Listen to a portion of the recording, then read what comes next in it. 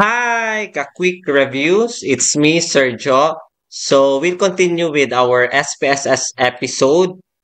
We'll have an interesting topic for today. So frequency distribution using SPSS. So in a frequency distribution, we need frequency and percentage. So we'll proceed file and then we will open the data and then we'll look for our folder. So in here I'm going to use my folder frequency distribution. So click the data and then open. So we have here test scores. I already fixed this. For the variable view, it's already fixed.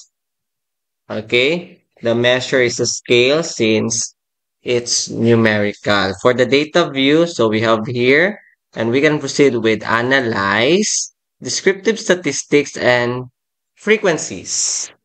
And then we have here scores, put it in the variable box. So we'll check for we need mean and standard deviation. And basically, we can also check the charts here. So, for instance, we will click or choose histogram, and then we can also click APA style tables. Okay. So immediately we will have the results. And from here, okay, we are going to, I prepared here an APA style. So, this one. Okay, so we have here the frequency and then percentage. We also have the legend. So for 80 to 100, there are six number of observations. So let's check. 80 to 100. So we have 1, 2, 3, 4, 5, 6.